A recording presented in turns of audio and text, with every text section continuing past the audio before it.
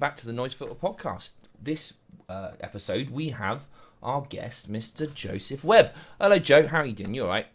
Yes. Hello. Not too bad, thanks. Cool. So a little disclaimer. I know Joe very well. Joe's a good friend of mine from many years ago. So this is, this is the inside source, basically. Joe, what have you been up to, and what's your new project? Well, I've recorded an EP, which is the first time I've ever kind of recorded something just by myself, and I kind of did it under a new pseudonym called Digsby. Yeah. Because I couldn't stand the thought of doing it under my own name. For some reason, that just felt ridiculous. And yeah, it's the first kind of solo thing I've ever done, and I released it a week or two ago, and I like it. Yeah, which is quite good. nice. It's nice to have something that you can listen to and think, yeah, actually that's not shit. I've done all right. Yeah. Yeah. No, it is good. It's really good. I like it. I've been in bands with you for forever and heard loads of your stuff, and it's like definitely it's definitely like some of my most favourite stuff, actually. And that's quite hard to, when you have like a sort of relationship with somebody, it's hard to like kind of skip the line of like stuff that they've done. And yeah, it's really good. It's quite diverse, isn't it? There's a lot of stuff, lots of different styles in there.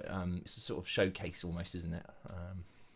Yeah, I think that was possibly at the back of my mind so it's 5 songs, and because I don't usually, so I record at home, and I record at home badly because I don't know how to record, and I've got like a shitty version of Ableton Lite, which is about 6 years old, that came free with my microphone. So this was the first time I got a chance to record in the studio, and I guess so I recorded 5 songs, and I think at the back of my mind there was probably that thought of like, I don't know if I'm going to get the chance to do this again. Yeah. So I should try and do a little bit of everything. I like it. That's good. No, it is really eclectic, and it kind of, in my head, it sort of showcases your musical talent really well. And you play lots of different instruments on it, and it's just you and this drummer. You a friend you made who's a drummer, and yeah. So there's 5 tracks. The track 1 and tracks 2, 3, and 4 is with this fantastic drummer called Harry Sermon,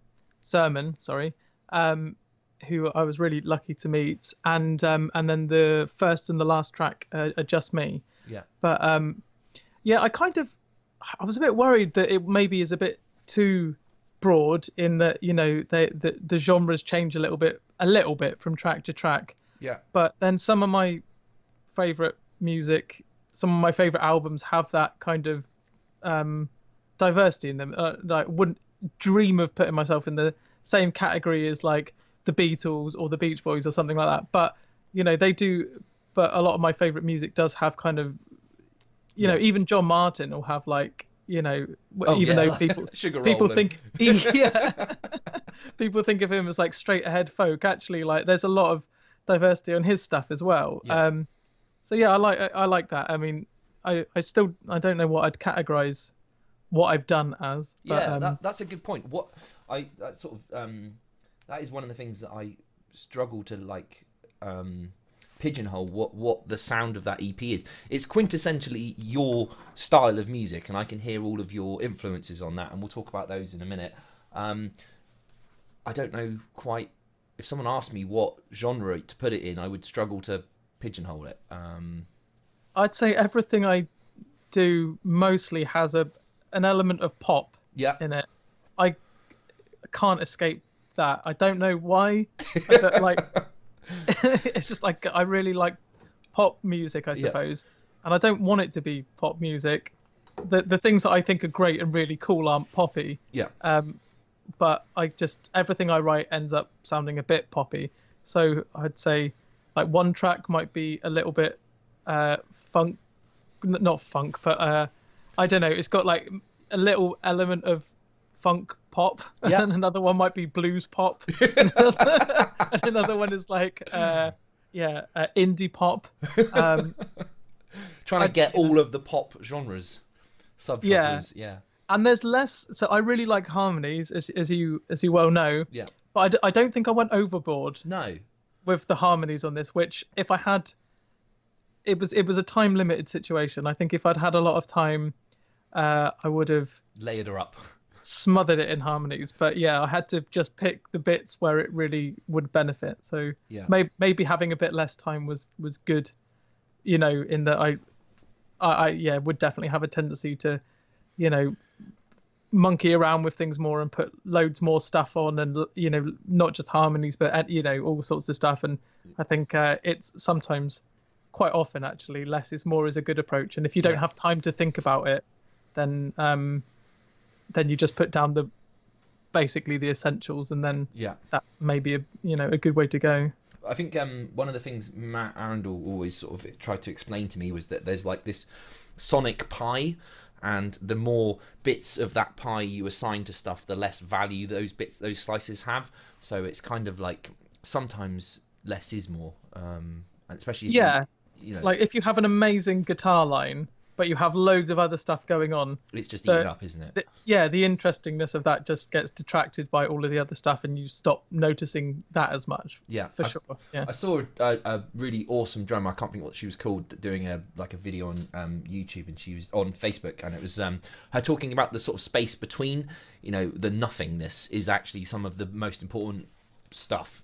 So yeah, I really like it, and I think, as we sort of said, I think that time limit was quite beneficial, wasn't it? It had a sometimes putting a little. I think even I go back to Matt again. He was saying that like Radiohead were never happy with OK Computer, and they would have tinkered with it forever. And you have to stop at some point, and sometimes actually having that definitive amount of time is quite good. Well, I had two days to record my bits, so it's like one day for the drums and then 2 days for me. And this is my OK Computer. But, if you're but also, it's only 21 minutes long, guys. So just give it, if you don't like it, it's only 21 minutes of your life. Yeah. You can give that a go, right? Yeah, there's nothing. That's not too much for anybody, is it? I felt like when I because so far my release strategy has been to tell my friends on Facebook that I released something. Yeah. But I felt like saying, if you don't like the first song, like definitely listen to the second song, because it's very different. The first song is not representative of the whole thing, but neither's the second one.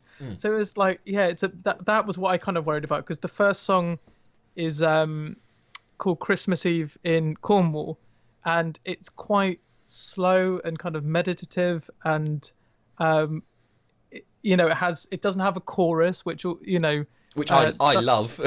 Yeah, you love things that don't have choruses. Just don't make it catchy. I don't want to remember it. No. I just want to feel it. But it doesn't have a chorus, and it has one section of 2 chords with kind of glitchy stuff in the background that just repeats for like 2 minutes. And the song itself is only 3 minutes, so it's like a minute of song and then 2 minutes of just repeating the same thing over and over again. So I thought, that's not, on the one hand, that's not the best way to, it's not the best way to grab people's attention with the slowest one that doesn't have a chorus and repeats. But I just I really liked it, and I couldn't get that order of songs out of my head. I was just like, I couldn't imagine it working another way. Yeah. It's really hard, isn't it? It's hard to know. The way people listen to music is very different to how I'd imagine when we were growing up. That feeling of like buying something, and then even like as a tape, when you were younger, like getting tapes, and you would just play all the way through, and you would eat it all up, and you would learn to love whatever was on there. Nowadays, there's definitely a feeling of like, if you don't like something, skip 30 seconds, skip. Do you know what I mean? And there's just this kind of, it's a very different sort of attitude to music listening. We're just giving. Oh, sorry, just bear with me 1 second. Okay. Can you say something? Hello. And again? Hello. Perfect. Well, I think that's this is what people say anyway. It's like this Spotify-ification of stuff, is that people don't listen to the whole thing quite often. You just kind of, skip tracks, make playlists where you go, I like that one, and you mash it together. But then again, it sounds like really grandiose, but a lot of my favorite records kind of start with something that's a bit slow and then go into the, it's like a little prelude. Yeah. So like, the Quincy album that was never released has Sparkle's Last Ride. Is that the first song? That is the first song, yeah, which is beautiful. So they did like this Chris Garnett's Shower Room or something, isn't it? Oh, is it? Yeah, I think so that's it. So I know there's two versions of it that I've heard. Is the one on the album the one which is really big harmony kind of? Yeah, there's the one on the demo one is like with the rain. Yeah, it's recorded. I think that's Chris Garnett's Shower. Okay. I think so. But yeah, and Jellyfish, on their second album have that kind of big harmony. This isn't a harmony one, but have that kind of slow, quiet song before it goes into the album proper. And I just like the idea of wrong-footing people. Yeah, I like that. It's cool, isn't it? It's this it's a really interesting way of sort of thinking about it. But it's a dangerous move, isn't it? Playing with the audience. Because it also starts with a ukulele. It's got a ukulele going throughout it, which is the lamest instrument. I mean, don't get me wrong. I love ukulele, but it's become like synonymous with twee, hipster, cardigan wearing music where you advertise yogurt or something. Like there was a period of time where every kind of Mumford & Sons wannabes. Yeah, or dating dating advertisement or yogurt advertisement. Yes, okay, yeah, be like everything had a little ukulele on it, so it was hot for a minute. It was and that was the time to be a songwriter for adverts, because all you had to do was go ding ding ding ding ding ding. Yogurt. Yeah. And it'd be like, here's £10,000. That's rich. Exactly what we're looking for. Yeah. Yeah. No. Well, maybe there'll be a uke renaissance. Maybe you might bring it into fruition. maybe. Right. I got loads of questions, and I know we have got a tight time frame, so I'm gonna just bang through some of them.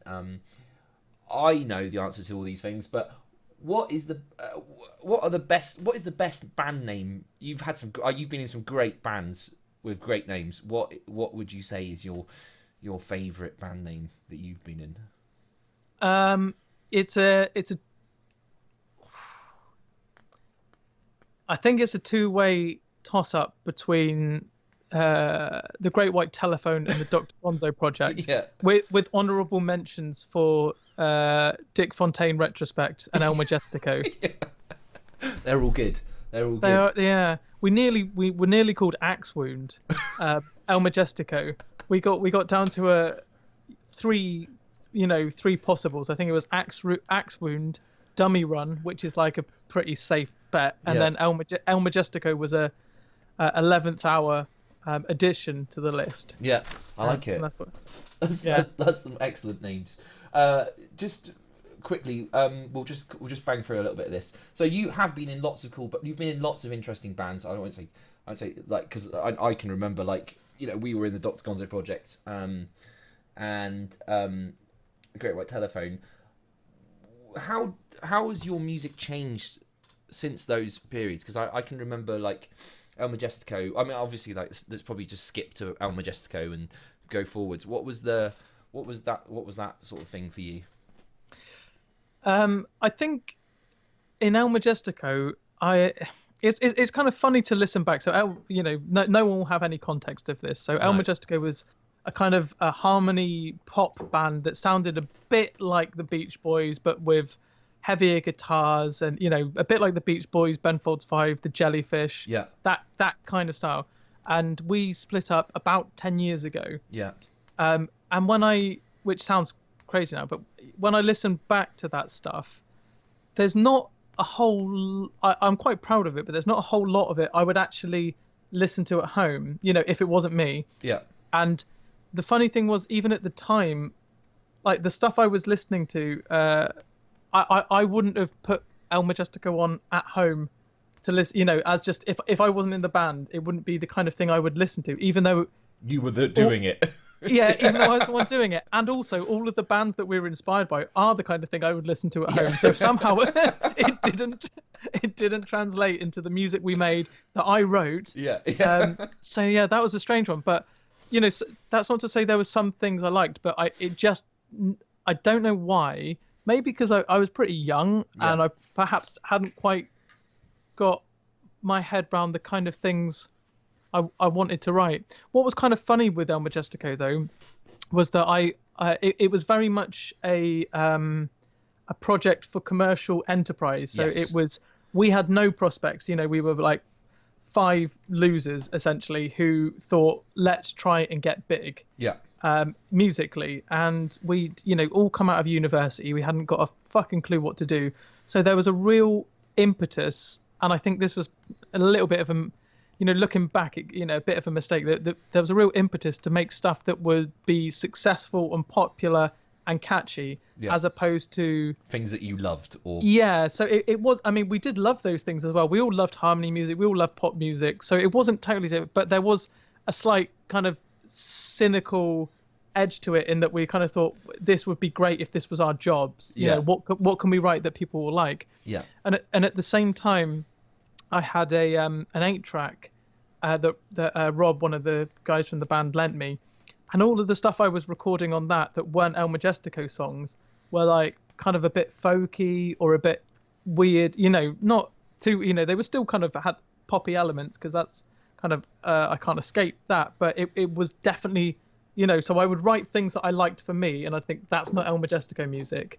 And then I would write things purposefully for El Majestico that were catchy poppy kind of things, that would be fun to play live because they were fast enough, and they had enough, repetitions of the chorus and all that kind of stuff.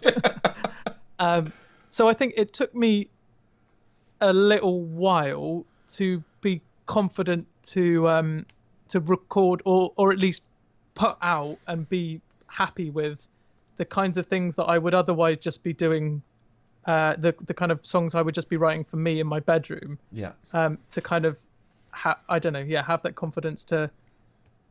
You have to grow up, don't you, as a musician, don't you? And I suspect that, and the focus changed, didn't it? And then so El Majestico split up, and most of the parts of El Majestico went on to form Parks some years later, which was a bit more closer to what you're sort of saying, more I felt like Parks was like a combination of like my best friends at like a point in their lives where they were starting to have that confidence to write these songs that were a little bit more like I can listen to Parks stuff and go, that's really good. That's like a big step forward from El Majestico, and I think that was like trying to get rid of that idea, was maybe just. Well, that's the funny thing, isn't it? That so Parks had 3 members of El Majestico, and El Majestico had 5 members in total. So really, we changed drummers, and unfortunately Russell Garnett had moved away by that point. But what was strange is that the music really was very different, even though it was like the majority of the group, it was still the same group.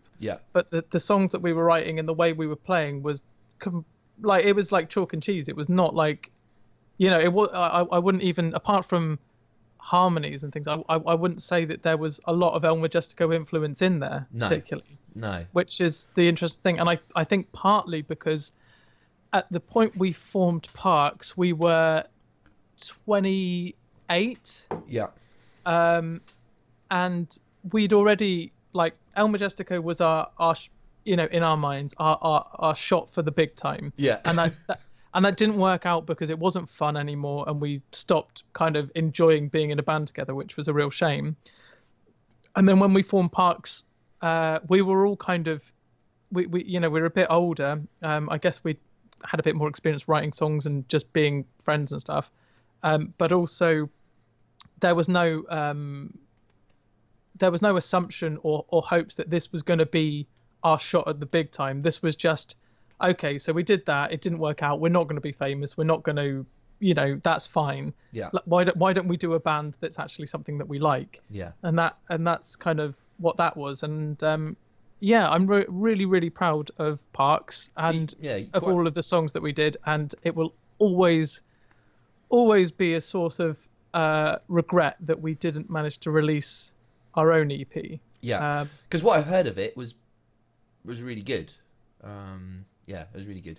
It's you know, it is bands do this all the time, don't they? Quincy, fucking Quincy album. You know what I mean? Like bands tend to like get into this state where like they do all the stuff and then they go to do recording, and the recording part is actually quite often the killer of a band. And in some weird way, I don't know why. It's just like it's this fucking magnifying glass of perfection that gets everybody. Yeah, I know it's totally true, but it wasn't the recording so much for us. It was the post recording. So because we had we had to stump up money for the recording studio, which again, like the EP that I've just done, Digsby, started, available on all good streaming services. Buy it now. Buy it now. or just stream it. That's also fine. Yeah. But because we only had, I think, 2 days or something like that. I think we recorded 6 songs or something, 2 or 3 days. Again, because we only had that time, it was what it was, in terms of the raw materials. Yeah. But then, of course, you can tinker and shape those and, infinitely, EQ things till the cows come home. Yeah. And that's kind of, that's what happened. And, then, it ended up never coming out, and we split up before it wasn't going to come out even when we split up. But I think that was a big part of it, because you kind of need to keep moving forward as a band, and one way of doing that is by having a little marker in the sand to say that's what we did.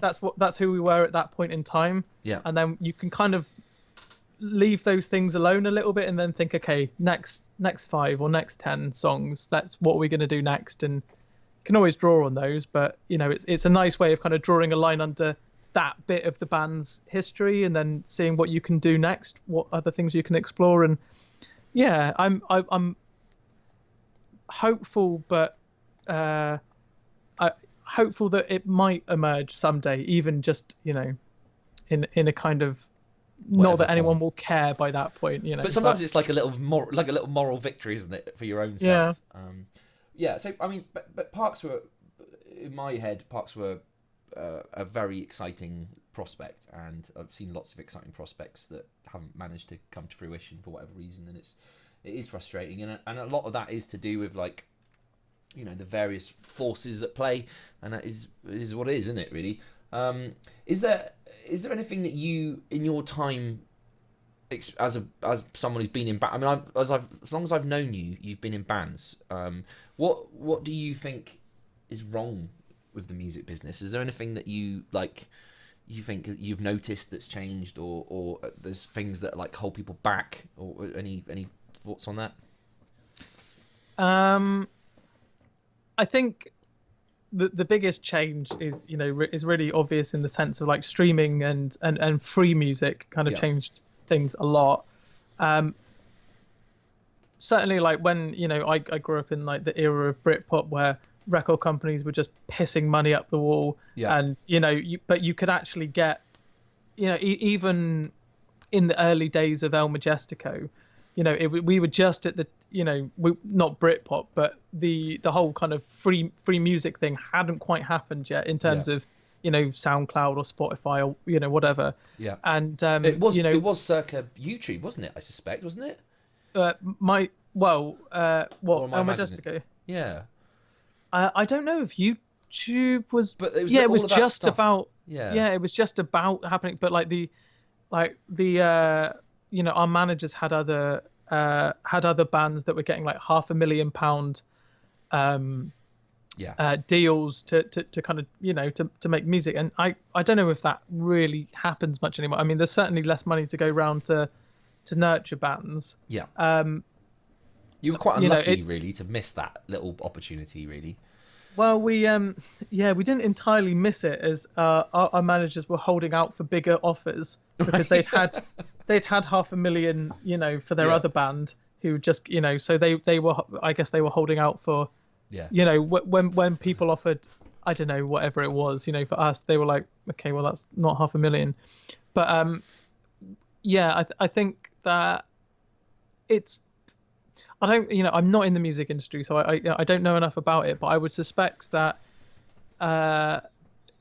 in in the kind of 60s, 70s, and probably even 80s to some extent, bands got a bit of a chance to experiment and get things wrong. So Yeah. if you look at a lot of the greatest bands of all time, their first album isn't the best thing they ever produced. No. Whereas now you kind of have to hit the ground running. Yeah. Your first album has to be great, and if you don't have a hit off it, unless you have a very sympathetic record company.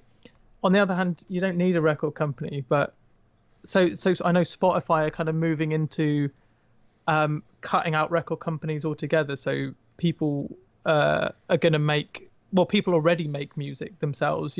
There's enough good software that's available and accessible that people can record things to a good standard at home.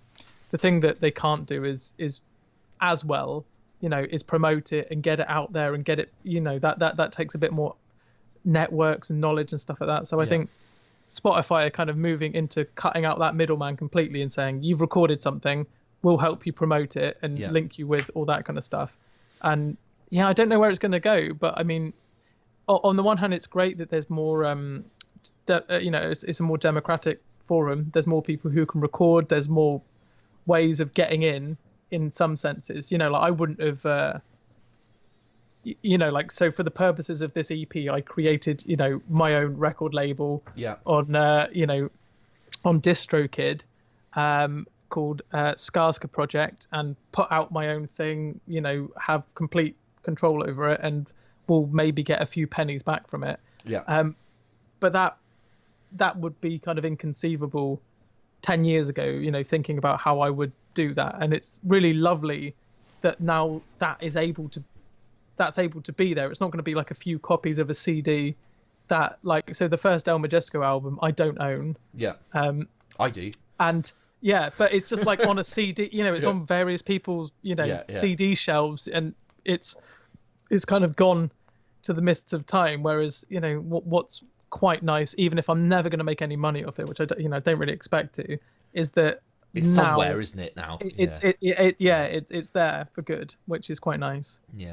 So do you feel like this? I suspect it's a bit of both, really. But is this a good? Would you have liked things to be like this previously? Would you feel like maybe El Majesco would have done better if it was now, or do you feel like now is a better time? I think the problem is that there's so many things out there. Everyone can get in, which is great, and that's lovely. Everyone can get in. There's no gatekeeper as such. But then it's just open. Noise, isn't it? But then it's just a stream of noise. It's harder to get noticed. I don't think we would have done better now. I think that was our opportunity and that was our time, in the sense that we were quite good at recognizing that MySpace. So we were the king of MySpace. Like, terrible, but we were big on MySpace, and we are 100 years old. But we were quite quick at recognizing that MySpace was a good way of doing this. Even before, it was around the same time that the Arctic Monkeys got big, maybe even slightly before. They were the first, one of the first huge MySpace bands, but we were also around the same time promoting it relentlessly. I mean, they were good enough that they didn't have to promote it relentlessly. People did that, fans did that on their behalf, but we just grinded it out. Weren't as good and just sat at computers like us. So I think that I think on a in a different reality that could have paid off, because it was I forget even the numbers now, but we're getting a huge amount of listens per day. Thousands and thousands and thousands, and if you think about that now, imagine what you'd feel like if that was your EP now. It'd be amazing. It would be amazing, absolutely. But we were getting thousands and thousands per day or week. It was so I think that could have been a good moment. It just one of those things that didn't work out. I think it's like, as you say, it's harder to get noticed now because everyone has this open access to it. It just becomes a kind of white noise of you have ultimate choice of everything. Like you can listen to absolutely anything, and so it becomes like in the 90s like we all know the same Britpop bands because there were 5 like of them. there were like 5 to 10 main Britpop bands that everyone listened to because that's all you had access to. Yeah. Whereas, now people are listening to all, in that sense, it's kind of better because people are listening to all Other sorts things of than stuff. Cast. Yeah, which is a shame. Go back, guys. Go back to Listen to Cast. So just thinking about your EP now, what do you feel like? Well, this is a difficult question because this is probably the culmination of your entire music loving past. But what things inspired this EP? Is there anything that like you could pinpoint? You know what? I couldn't actually. I know that's a really terrible answer. No. That's I understand but that. There wasn't one. So like, I have no rules about writing songs. I don't kind of listen to a song and think, oh, I want to write like a Beach Boys song, or I just like whatever I sit down and write. Just that's basically I that's why I could never be a songwriter for hire because I put no thought into whatever I write. I just sit down and write something. Yeah. And it's whatever comes out is like that's the song, and I think that's why it's quite eclectic because like I just write what you like. It sounds really pretentious, but I don't write it. It just comes out. Sit down. Yeah, I know that sounds horribly pretentious. Open the taps. But yeah, it is honestly like that. It feels like I'm not saying these are great songs or anything like that, but it feels like they're already there. Yeah. So when I sit down, it's more like trying to catch up with something that's already there. Once the idea is there, it's like you just have to follow it until you've got it. Yeah. Digging it, uncovering the stones away. Yeah. Yeah. And so that, so they weren't written in a particular style or trying to kind of be like anything else. And I guess that's part of the reason also why they're quite eclectic, because they just happen to, be in different kind of genres to some extent. Yeah. But I think one of the things that inspired a couple of the songs was that I got a new amplifier. Yeah. Which sounded great, so I wanted to play a bit louder. Oh, and there was one song. In fact, there was one inspiration actually. On a song, on the second song called "Doubling Down." I'd been listening to this Childish Gambino track called Redbone. Yeah. Where he kind of sings in this kind of croaky, almost like James Brown falsetto, and I was kind of covering it as a, at home, just playing it on acoustic guitar and singing like that. And I really liked the way that my voice, I don't usually sing in that kind of higher register. Yeah. And I really liked the way that my voice sounded up there. And I thought, I never do this. Yeah, it is a new thing for you, isn't it? Actually, and I really liked it. I almost didn't think it was you. It's good. It's interesting. So that was more a that was more of a kind of attempt to, once I started I made the riff. That was definitely more of an attempt to, because the riff sounds a bit like slightly. Not, I don't know, funk's not the right word, but soul maybe. Okay. Sounds a bit kind of like soul-y. And then I thought, a kind of high vocal, would, in terms of genre, would fit quite well over that, like a kind of soulful high vocal. Yeah. So that was not that the song is anything like Childish Gambino, but that was the kind of impetus and genesis for kind of thinking about trying to sing in a different kind of way. Yeah. For that. I'm just trying to think what the track is. I think it's track 3. I might have to just call it up so I can just see it. It's the one that's got the brackets. What was the A Place That You Never Forget. Yeah, that's probably my favourite. What was the influence for that? Because that feels quite Parks to me, and I said this to you before, and I could hear like a sort of Fontaine bass underneath it. It's definitely got that feel of like. Yeah, well, that was the new. So I that was the new amplifier. Oh, okay. And I have a newish guitar. Yeah. And so when I, it's just as simple as like, when I plug a nice guitar into a good amplifier, it's just like, that sounds fucking great.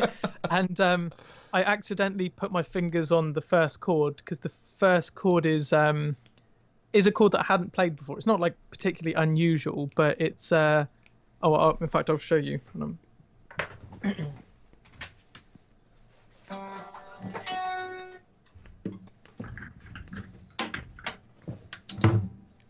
So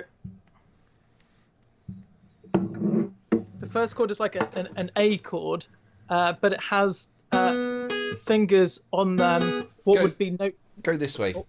Yeah, that's it. Yeah. So, Okay.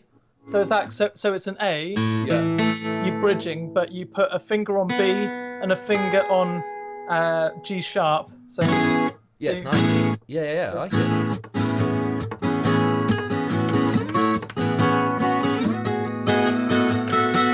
So I just played that first chord by accident, and then on the amp, and then I thought, that sounds like it's gonna be like a rocky kind of song, and so it was just purely making a nice noise on a new amp. Yeah. That made me want to write a song. You know, when you get a new instrument or a new sound, you really want to write on it, or you really want to do something with it, and it was just it was that, and I'm glad that happened, because otherwise there wouldn't have been a kind of more rocky kind of indie song on it.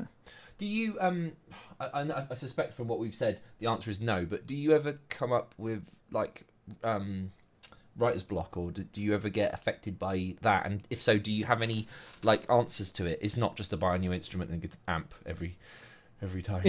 It is you just have to keep buying. Genuinely, no, I've never I don't finish songs. I have no shortage of starts of half finished ideas, but so I would say it's more having the discipline to actually see the thing through, because I'm pretty much perfectly happy with something as an idea, to kind of think like, oh man, that would be so good if I finished it. And that's enough for me most of the time. And that's part of the beauty of what. So we haven't talked about it, but part of the beauty of your present from Anya, your wife, your lovely wife, was to go and do some studio, and so that is the like kind of the kick up the butt to go. I'm gonna finish some stuff. I'm gonna lock down 5 songs, 4 songs, 3 songs, whatever, and that. It's having, because it's too much money to kind of say, okay, well I'm not going to finish writing the lyrics, or I'm. It definitely had a kind of, that was definitely a kind of catalyst to think, okay, I really got to nail this. I can't like throw this away and be like, oh, thanks for the present, I didn't finish any of the songs, but I had a lovely time hanging out in the studio. But I never have had writer's block. No. But I never sit down to purposefully write either. So I think it's like, maybe, I think sometimes if you're looking for it, it can be a bit harder to find. So I just genuinely pick up a guitar or sit down at a piano. Yeah. Without any preconception that I'm going to write a song. I just sit down because I like to play piano, or I like to play guitar, or I like to play banjo, and I just whatever I start playing, I just start playing. And I think the times where I've really been, especially like in El Majestico, where we were supposed to be coming out with hits, the times where I was like sitting down to try and make something happen, I could always write it, but it would never be as good as if it was just something that came from a moment of inspiration, rather than something that you kind of had to grind out to, produce something. So I think just having, if I was going to give any advice, it would just be like, be quite relaxed with it and be playful with it. Just don't put too much pressure on yourself to kind of, because I think that gets it gets into a kind of self-defeating circle where you kick yourself for not producing something, and the more you put pressure on producing that thing, the less likely it is that you're going to be in a headspace to make the magic happen. That's conducive to actually doing something. I've said this almost every episode I've done this show, but the kind of reason behind this podcast was that I was kind of like searching for this answer of like, what is the solution to writer's block, because I've had it since Christian left. Like there was a little period of time where I was writing loads and loads of songs, and I couldn't stop writing songs, and it weren't very good, but I would start and finish a song, and I just something happened, and I think joining Company B happened, and I stopped writing, and then the bar was like, I have to be able to write something that's as good as those things. Do you know what I mean? And I was talking to Matt the other day, and we were talking about like writing original songs, and I was like, you know what, I'm gonna try and write the basic structure of a Company B tune. I'm just gonna try it, but with the understanding that it's okay if I fail, and it doesn't matter if it's good, it doesn't matter if it's bad, because maybe Matt can fix it, you know. But I could come with like 60% of a song. Here's 60% of a song. This is like a little nugget of a bit of a tune, and I started writing some lyrics, and I'm getting a little way, but the music side is the bit I'm struggling with. But it's exciting, you know. I've been picking the guitar up, and I've been feeling that little spark again, and I think it was that saying to myself, like, it doesn't matter, and it doesn't have to be good, and taking that pressure off. Yeah, absolutely, and also just going back to the instrument. Yeah, like making sure you're there to do it. Yeah, just picking up a guitar is the first step, or or sitting down at a piano, or if you have an idea for a lyric, writing it down and thinking, yeah, I'm gonna build on this at some point. But yeah, I don't know. It can be, I think, certainly if you put pressure on yourself, and that goes for, not just songwriting, that goes for any kind of creative endeavor. If you're putting like pressure on yourself to produce something, it's so much harder to enjoy it. The whole thing should be really enjoyable. Yeah. And also to produce something. Like one of the things I love about music, at writing songs and recording, is that those rare moments where you're just like in it. You're in, you're in the flow state. In the flow, and you just, it's time is not really, you're not aware of time passing. A whole day could go by and you haven't noticed. You're just thinking about, you're just in that creative process, and that's so nice when you're in it. And I think but too much pressure kind of probably stops that happening. Yeah. I've got a few more questions, and I know we've got a bit of a tight time thing. Where do you hope to be musically in like 10 years? Is there like a long? Have you got like a long plan, or is it just going to be what it will be? And do you have any hopes of like? Because I've always imagined, and I've tried to like not blow smoke up your bum the whole interview, because I could easily do that, but I always imagined that you'd be in I kind of always just assumed you would be in a famous band, or you would be doing something towards that, and that would always be like that would always be the thing that happened. And like, I know that like music takes its toll. I know it's a really stupid thing to say. Like, when you just have a friend and you go, oh, that'll be my music friend. They'll be, this is what they'll do, and they'll be, I've got lots of different feelings about how other people, and Fonts is a good example of that. You just kind of assume he'll always just be music Fonts.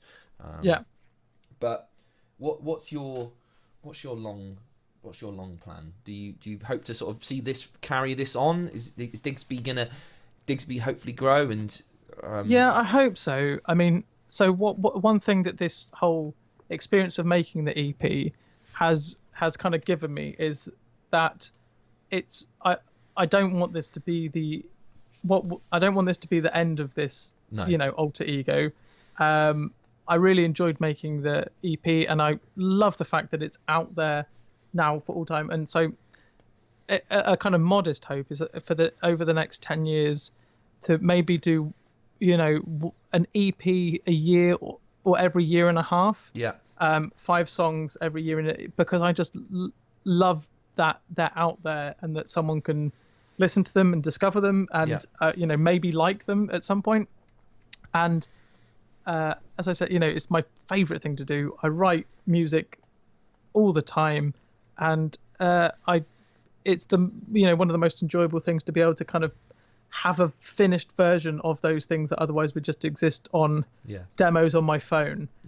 So my kind of modest hope would be that I kind of stack up a few EPs so that in 10 years time there's a back catalogue which hopefully I could be proud of.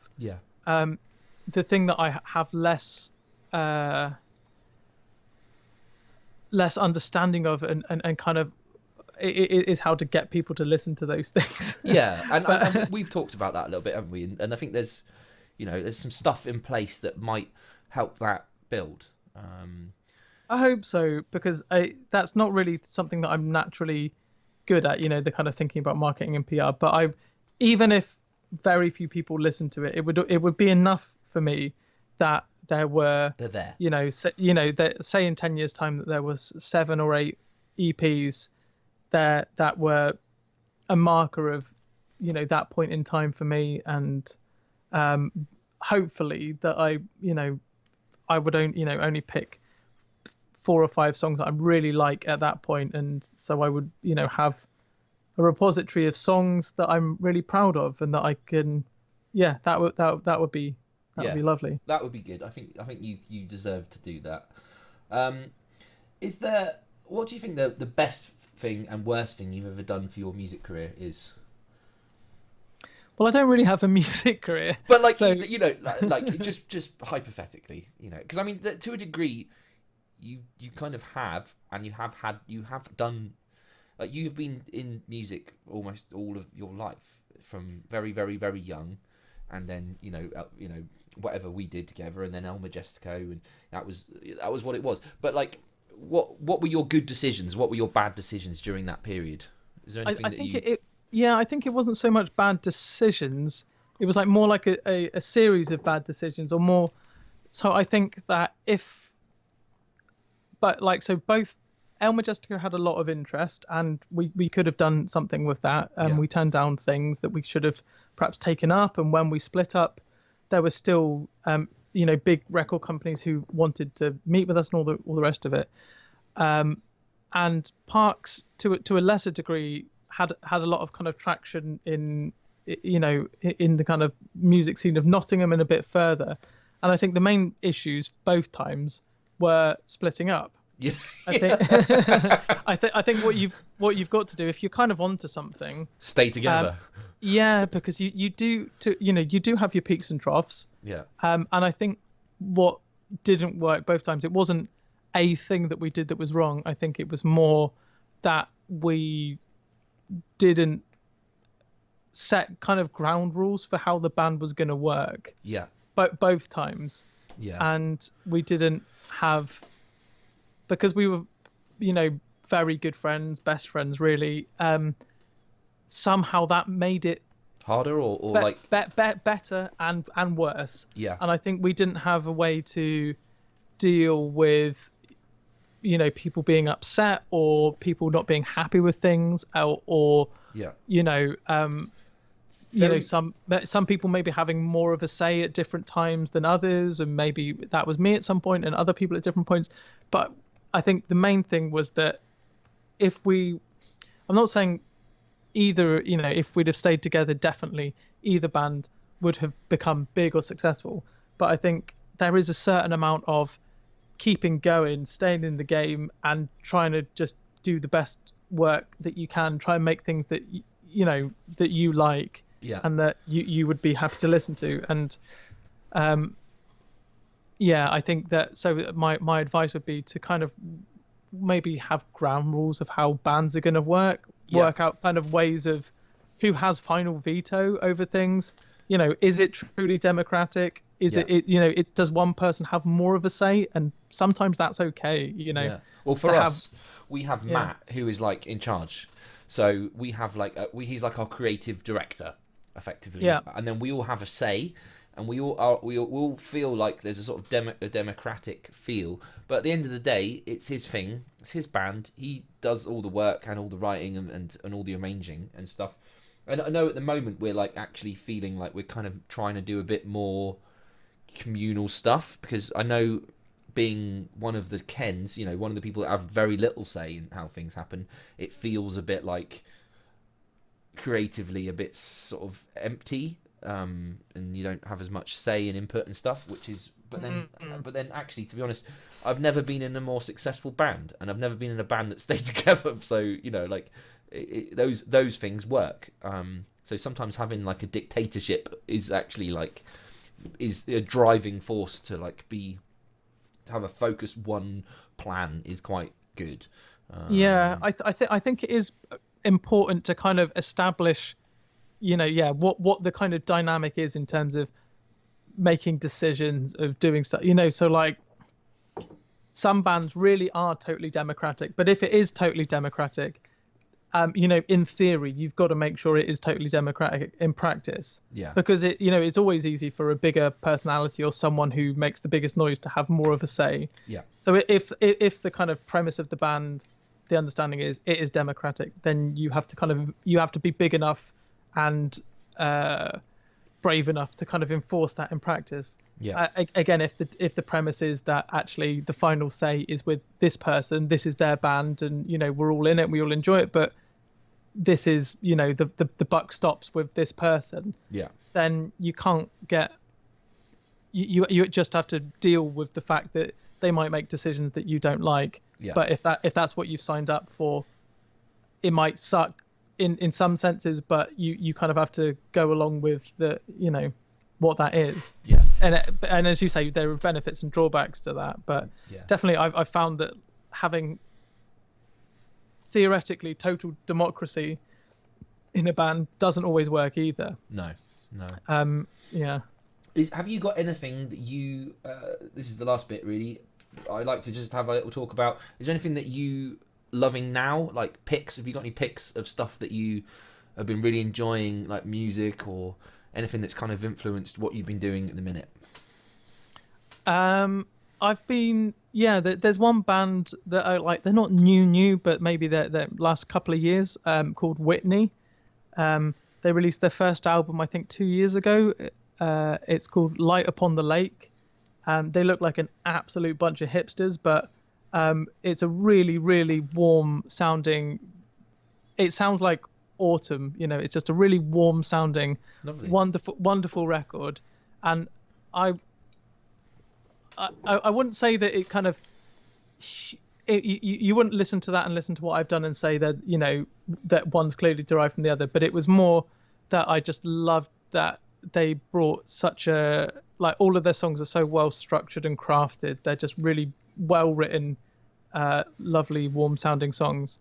Other than that, recently I've just been digging into old deep cut Beach Boys stuff. Nice. So there's a lot of if you go on Spotify now, if you have Spotify, there's a lot of albums there which have a, so what, whatever the kind of original album was. So for example, Friends is the title of the album. That there's a companion album with different versions of those songs, a cappella versions, wow, early demos, and there's that for a lot of the albums. So I was listening to that album today, Friends, but all of the the demo versions, a cappella versions, and I was just thinking, holy fuck, they were amazing. Yeah. They I love the Beach Boys, but it's taken a little break from the Beach Boys, but going back and listening to the kind of I always find it really interesting listening to a band, basically listening to the creative process of a band, where you like listen to the demo or how they could have done things a different way. I love that. So definitely deep cut Beach Boys. Get on it. Well, this has been Joe Webb. Check out Digsby Started, is his EP, and thank you so much, Joe. Thanks for coming and joining us, and we'll post all the links up. People can check you out. Thank you. Thanks lovely. for having me. Yeah, you're most welcome. This has been the Noise Filter Podcast. We will see you again. Cheers. Goodbye.